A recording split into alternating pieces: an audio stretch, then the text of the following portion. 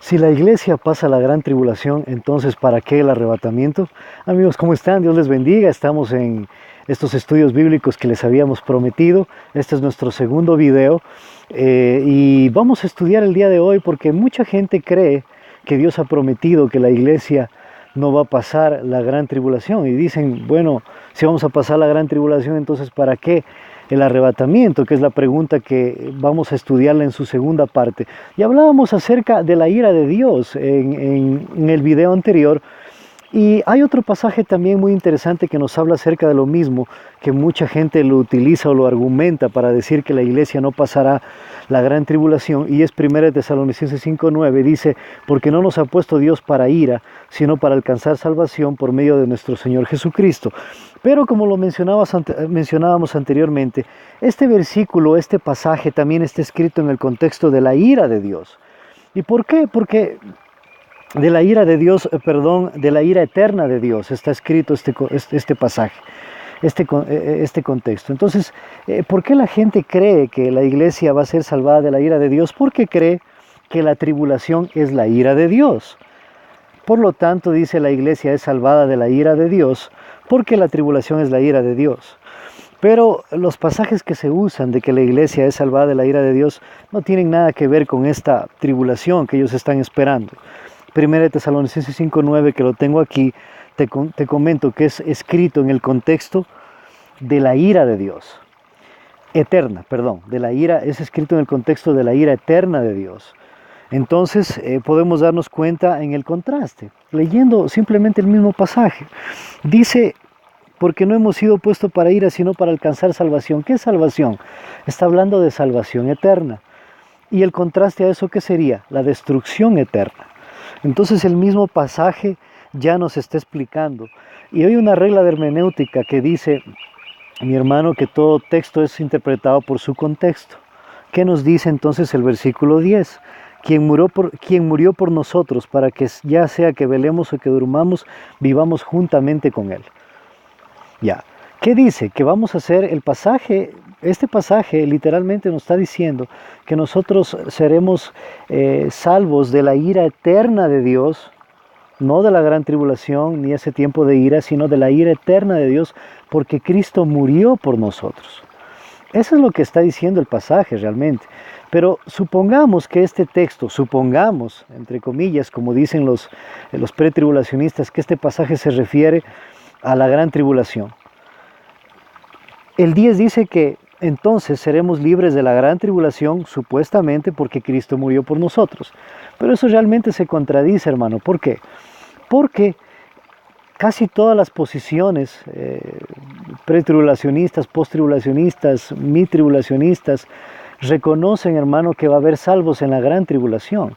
Entonces, ¿qué de esos hermanos que van a ser salvos en la gran tribulación? ¿Acaso Cristo también no murió por ellos? Entonces, si somos salvos de la ira, en el versículo 10, porque Cristo murió por nosotros, entonces eso se contradice, porque si va a haber salvos en la gran tribulación, ¿por qué ellos entonces no son salvados de esta supuesta ira? Espero que esto haya quedado claro. Pero si vuelvo a repetir nuevamente, 1 Tesalonicenses 5:9, igual que el libro de Romanos, es en el contexto de la ira eterna de Dios. A eso se está refiriendo. Bueno, y vamos a entrar en nuestro pasaje en mención que hablamos la vez anterior, Apocalipsis 3:10, que es el pasaje que nos embarga el día de hoy, que vamos a estudiar, nada más para hacer una aclaración un poquito acerca de lo que hablamos anteriormente. Y bueno, lo puedes buscar en tu Biblia. Yo lo tengo aquí, Apocalipsis 3:10, que dice, por cuanto has guardado la palabra de mi paciencia, yo también te guardaré de la hora de la prueba que ha de venir sobre el mundo entero para probar a los que moran sobre la tierra.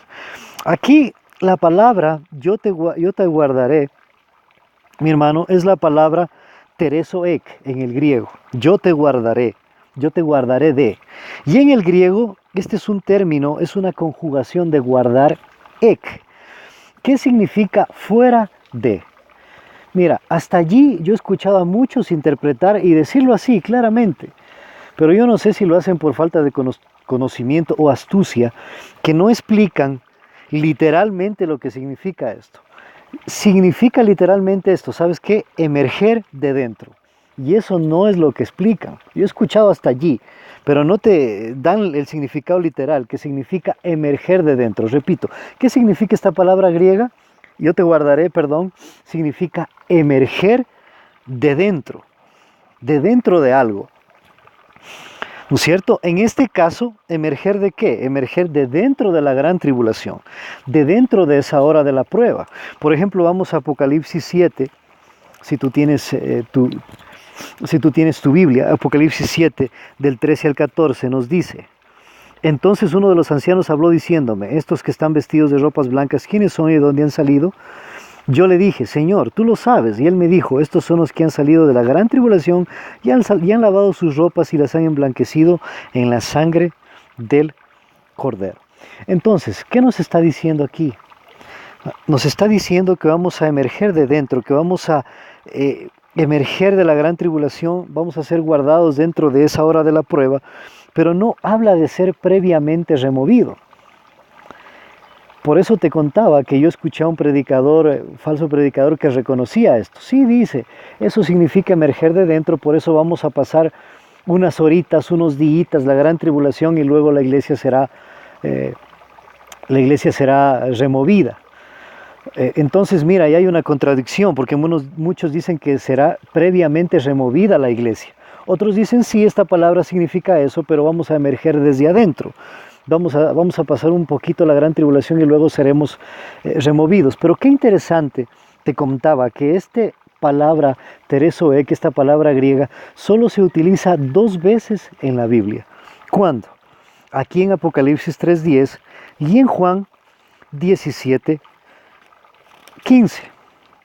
Nosotros, para poder interpretar la Biblia, siempre tenemos que interpretar lo que dice ese tema del Génesis al Apocalipsis. Si tú quieres saber sobre matrimonio, tienes que interpretar todo lo que hable de matrimonio desde el Génesis al Apocalipsis.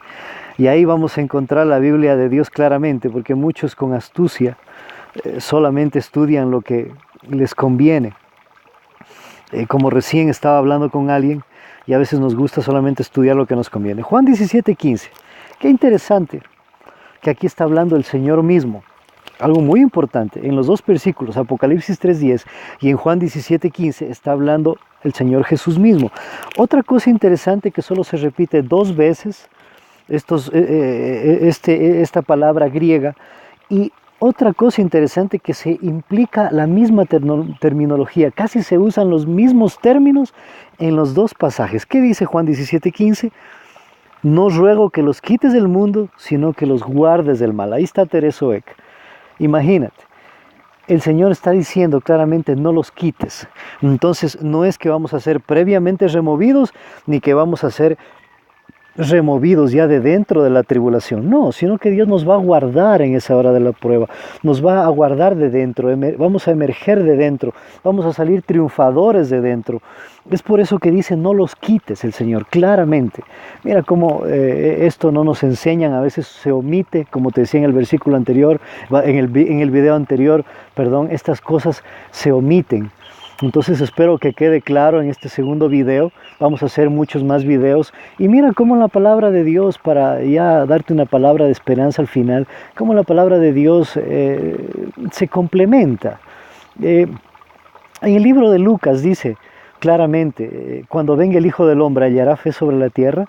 Y aquí dice que yo te guardaré de la hora de la prueba que vendrá sobre el mundo entero para probar a los moradores. Nos va a probar el Señor. ¿Y qué tipo de prueba es? El Señor nos está diciendo, cuando vengan los juicios, ¿seguirás confiando en mí? Cuando la verdad y la moral se venga abajo, sea pisoteada en las calles, ¿tú seguirás confiando en mí? Cuando venga el Hijo del Hombre, hallará fe sobre la tierra. Tú vas a creer, vas a estar convencido que puedo guardarte mental, física, espiritual y emocionalmente en ese tiempo de la gran tribulación, que yo tengo ese poder, como lo hizo al pueblo de Judá cuando caían las plagas de Egipto, y al pueblo de Israel, perdón. Y qué interesante que las plagas de Apocalipsis se parecen a las plagas de Egipto. Y qué interesante que el pueblo de Dios pasó por esa gran tribulación. El hecho de que nosotros pasemos la gran tribulación no necesariamente quiere decir que nosotros estemos bajo la ira, como dicen algunas personas. Entonces esto es importante porque estos tiempos demandan una confianza especial y te animamos a que tú golpees la puerta del Señor, no cuando se cierre el arca, sino ahora. Uno tiene que pedirle fuerzas al Señor ahora. Uno tiene que llenar su aceite ahora, aumentar su fe ahora, no cuando los tiempos malos vengan ya sobre la tierra.